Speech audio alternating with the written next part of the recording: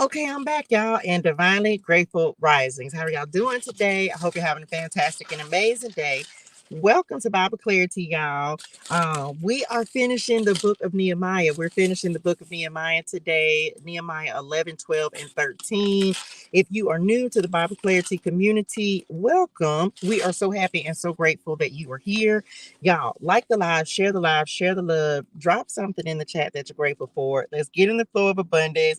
We finished in Nehemiah. So we just got done with the people agree to obey the covenant, right? The contract, reestablish it. Hold on, y'all. I tried to cut it off, but it just didn't work out. Um, the people agreed to obey the covenant, so they're going back in contract with the Lord. So this is talking about the people occupy Jerusalem. Ola, do it. Here we go. The leaders of the people were living in Jerusalem, the holy city. A tenth of the people from the other towns of Judah and Benjamin were chosen by sacred lots to live there, while the rest stayed where they were. And the people commended everyone who volunteered to resettle in Jerusalem. Oh Lord, here's a list of the names of the provincial officials who came to live in Jerusalem. Most of the people, priests, Levites, temple servants, and the descendants of Solomon's servants continued to live in their own homes in the various towns of Judah. But some of the people from Judah and Benjamin resettled in Jerusalem. Oh Lord, help. Don't judge me. If you knew, welcome. Here we go. From the tribe of Judah, Athaiah, son of Uzziah, son of Zechariah, son of Amariah, son of Shephatiah, son of Mahalalel, of the family of Perez. Also Messiah, son of Baruch, son of Kolhose, son of Haziah, son of Adiah, son of Joarib, son of Zechariah, of the family of Shelah. There were 468 descendants of Perez who lived in Jerusalem, all outstanding men. From the tribe of Benjamin, Salu, son of Meshullam, son of Joed, son of Padiah, son of Koliah, son of Messiah, son of Ithiel, son of Josiah. After him were Gabai and Salai, and a total of 928 relatives. Their chief officer was Joel, son of Zikri, who was assisted by Judah, son of Hasanua, second in command over the city. From the priests, Jediah, son of Jorib, Jachin, and Sariah, son of Hilkiah, son of Meshullam, son of Zadok, son of Marioth, son of Ahitub, the supervisor of the temple of God. Also, 822 of their associates who worked at the temple. Also, Adiah, son of Jeraham, son of Pelaliah, son of Amzi, son of Zechariah, son of Pashur, son of Malchijah, along with 242 of his associates who were heads of their families. Also, Amashai, son of Azarel, son of Azai, son of Meshillamoth, son of Emer, and 128 of his outstanding associates. Their chief officer was Zabdiel, son of Hagadolim. From the Levites, Shemaiah, son of Hashub, son of Azrikam, son of Hashabiah, son of Buni. Also, Shebathai and Josabad, who were in charge of the work outside the temple of God. Also, Mattaniah, son of Micah, son of Zabdi, a descendant of Asaph, who led in thanksgiving and prayer. Also, Bakbukiah,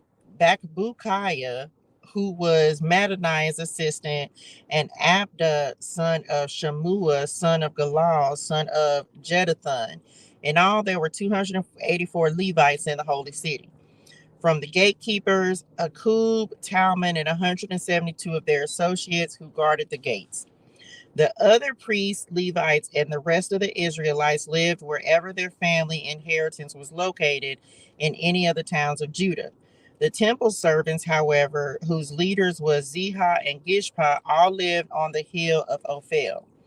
The chief officer of the Levites in Jerusalem was Uzi, son of Bani, son of Hashabiah, son of Mattaniah, son of Micah, a descendant of Asaph, whose family served as singers at God's temple.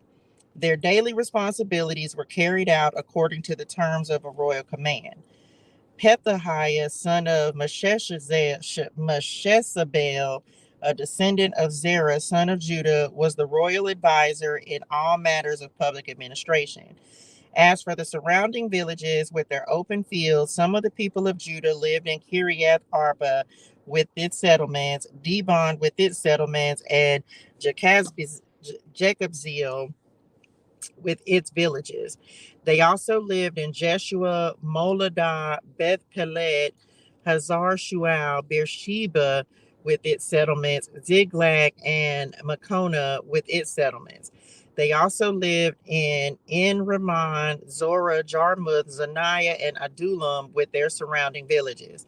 They also lived in Lachish with its nearby fields and Azekah with its surrounding villages. So the people of Judah were living all the way from Beersheba in the south to the valley of Hinnom. Some of the people of Benjamin lived at Geba, Michmash, Aijah, and Bethel with its settlements. They also lived in Anatoth, Nob, Ananiah, Hazor, Ramah, Gittaim, Hadid, Zeboim, Nebalat, Lod, Ono, and the valley of craftsmen. Some of the Levites who lived in Judah were sent to live with the tribe of Benjamin. A history of the priests and Levites. Here is the list of the priests and Levites who returned with Zerubbabel, son of Shealtiel, and Jeshua the high priest.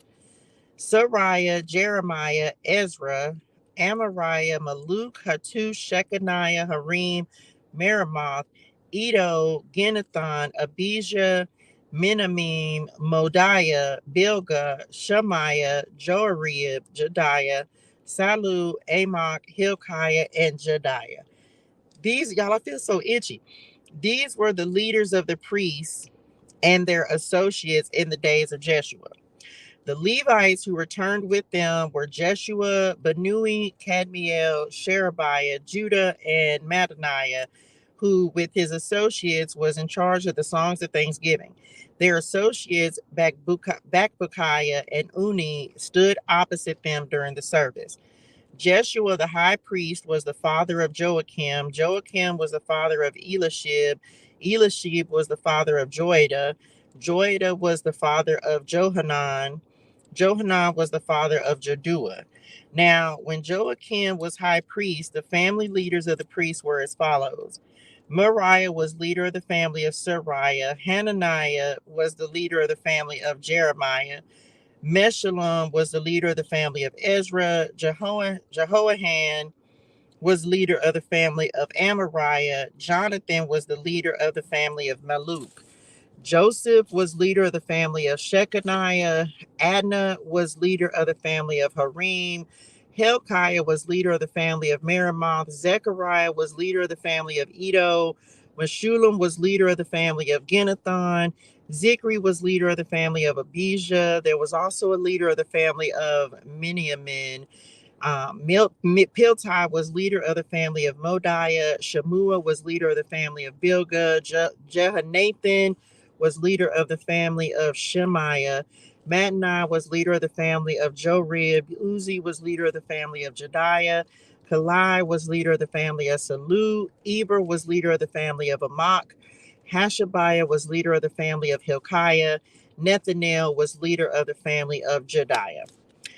A record of the Levites' families was kept during the years when Eliashib, Joiada, Johanan, and Jaddua served as high priest.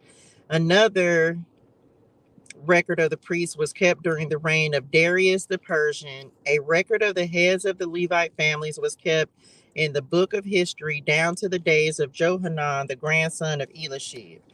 These were the family leaders of the Levites: Hashabiah, Sherebiah, Jeshua, Benui, Kadmiel, and other associates who stood opposite them during the ceremonies of praise and thanksgiving, one section responding to the other as commanded by David, the man of God.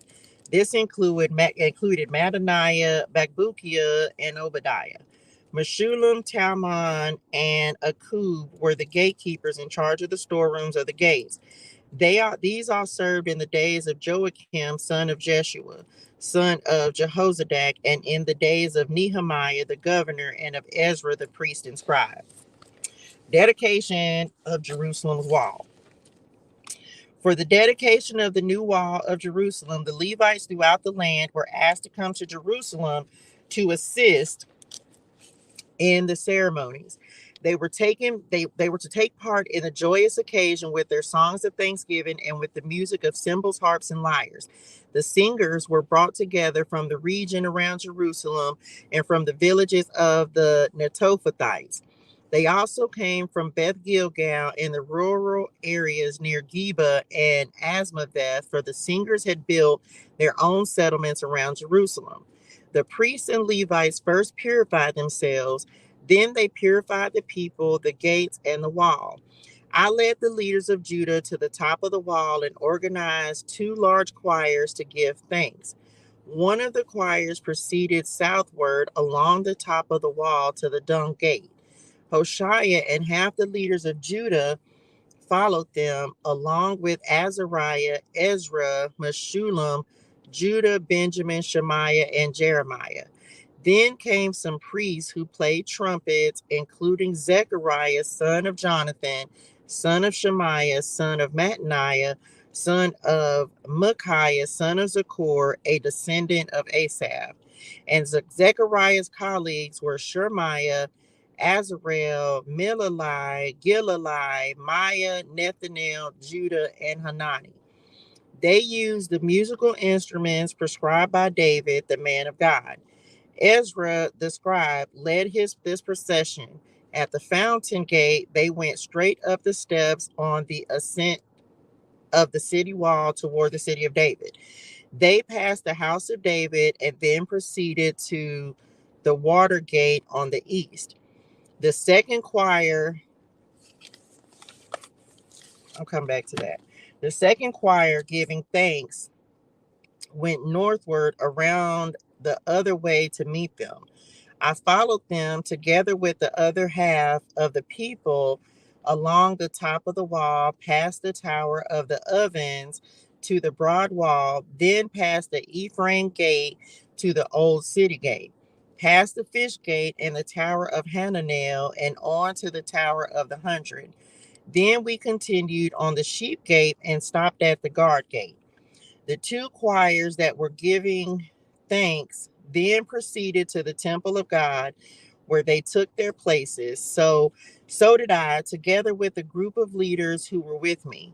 We went together with the trumpet playing priests, Eliakim, Messiah, Menamin, Micaiah,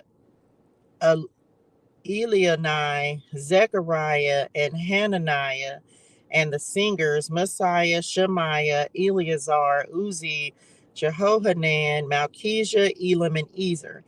They played and sang loudly under the direction of Jezrahiah, the choir director. Many sacrifices were offered on that joyous day, for God had given the people cause for great joy. The women and children also participated in the celebration, and the joy of the people of Jerusalem could be heard far away. On that day, men were appointed to be in charge of the storerooms for the offerings. The first part of the harvest and the tithes. They were responsible to collect from the fields outside the towns the portions required by the law for the priests and Levites. For all the people of Judah took joy in the priests and Levites and their work. They performed the service of their God and the service of purification as commanded by David and his son Solomon. And so did the singers and the gatekeepers. The custom of having choir directors to lead the choirs in hymns of praise and thanksgiving to God began long ago in the days of David and Asaph.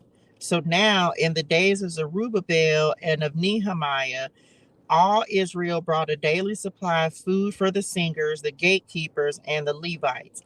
The Levites, in turn, gave a portion of what they received to the priests, the descendants of Aaron. Y'all, this is so weird. I keep getting, like, my mouth keeps getting so hot. Like my lips. Oh no, it's weird. Like my lips are getting hot. Okay, I'm back. Weird. Nehemiah's various reforms. On that same day, as the book of Moses was being read to the people, the passage was found that said no Ammonite or Moabite should ever be permitted to enter the assembly of God, for they had not provided the Israelites with food and water in the wilderness. Instead, they hired Balaam to curse them, though our God turned the curse into a blessing. When this passage of the law was read, all those of foreign descent were immediately excluded from the assembly. Before this had happened, Eliashib, the priest, who had been appointed as supervisor of the storerooms of the temple of our God, and who was also a relative of Tobiah, had converted a large storage room and placed it at Tobiah's disposal. The room had previously been used for storing the grain offerings, the frankincense, various articles for the temple, and the tithes of grain, new wine, and olive oil, which were prescribed for the Levites, the singers, and the gatekeepers, as well as the offerings for the priests. I was not in Jerusalem at that time, for I had returned to King Artaxerxes of Babylon in the 32nd year of his reign, though I later asked his permission to return. When I arrived back in Jerusalem, I learned about Eliashib's evil deeds in providing Tobiah with a room in the courtyards of the temple of God. I became very upset and threw all of Tobiah's belongings out of the room. Then I demanded that the rooms be purified, and I brought back the articles for God's temple, the grain offerings, and the frankincense. I also discovered that the Levites had not been given their prescribed portions of food, so they and the singers who were to conduct the worship services had all returned to their work fields. I immediately confronted the leaders and demanded, "Why has the temple of God been neglected?" Then I called all the Levites back again and restored them to their proper duties. And once more, all the people of Judah began bringing their tithes of grain, new wine, and olive oil to the temple storerooms. I assigned supervisors to the storerooms: Shelemiah the priest, Zadok the scribe, and Padre, son of the Levites. And I appointed Hanan, son of Zakur, and grandson of Mattaniah, as their assistant. These men had an excellent reputation, and it was their job to make honest distributions to their fellow Levites. Remember this good deed, O my God, and do not forget all that I have faithfully done for the temple of my God and its services. In those days, I saw men of Judah treading out their wine presses on the Sabbath. They were also bringing in grain, loading it on donkeys, and bringing their wine, grapes, figs, and all sorts of produce to Jerusalem to sell on the Sabbath. So I rebuked them for selling their produce on that day. Some men from Tyre who lived in Jerusalem were bringing in fish and all kinds of merchandise. They were selling it on the Sabbath to the people of Judah and in Jerusalem at that. So I confronted the nobles of Judah. "Why are you profaning the Sabbath in this evil way?" I asked. "Wasn't it just this sort of thing that your ancestors did that caused our God to bring all this trouble upon us and our city? Now you are bringing even more wrath upon Israel by permitting the Sabbath to be desecrated in this way." Then I commanded that the gates of Jerusalem should be shut as darkness fell every Friday evening, not to be opened until the Sabbath ended. I sent some of my own servants to guard the gates so that no merchandise could be brought in on the Sabbath day. The merchants and tradesmen with a variety of wares camped outside Jerusalem once or twice, but I spoke sharply to them and said, "What are you doing out here camping around the wall? If you do this again, I will arrest you." And that was the last time they came on the Sabbath. Then I commanded the Levites to purify themselves and to guard the gates in order to preserve the holiness of the Sabbath. Remember this good deed also, O my God. Have compassion on me according to your great and unfailing love. About the same time, I realized that some of the men of Judah had married women from Ashdod, Ammon, and Moab. Furthermore, half their children spoke the language of Ashdod or of some other people and could not speak the language of Judah at all. So I confronted them and called down curses on them. I beat some of them and pulled out their hair. I made them swear in the name of God that they would not let their children intermarry with the pagan people. Child, he and Nehemiah up here beating folks up. Wasn't this exactly what led King Solomon of Israel into sin? I demanded. He's throwing them bows, ain't it? There was no king from any other nation who could compare to him, and God loved him and made him king over all Israel. But even he was led into sin by his foreign wives. How could you even think of committing this sinful deed and acting unfaithfully toward God by marrying foreign women? One of the sons of Joiada, son of Elishib, the high priest, had married a daughter of Sanballat the Horonite, so I banished him from my presence. Remember them, oh my God, for they have defiled the priesthood and the solemn vows of the priests and Levites.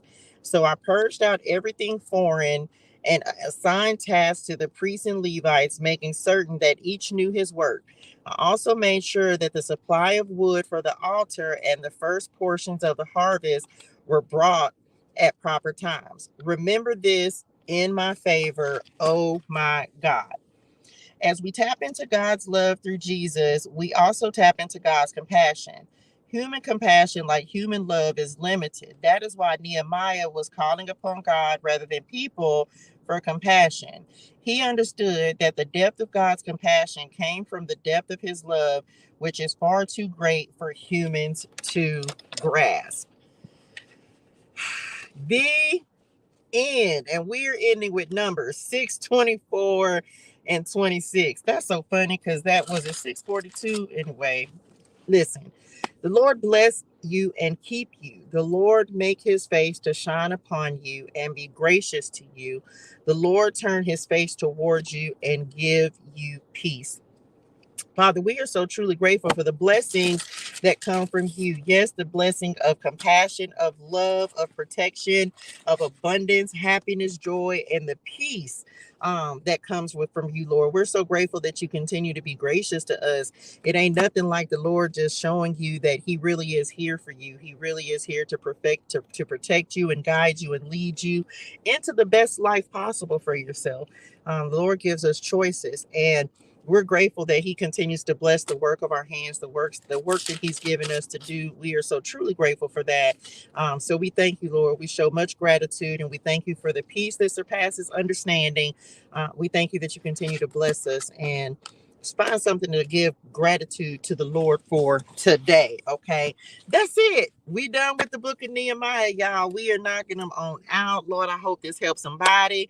Y'all hydrate your soul and things. Drink your water. Say your gratitude. Have a fantastic and an amazing day in purpose and on purpose. And I will see y'all on the next one. Book of Esther coming up.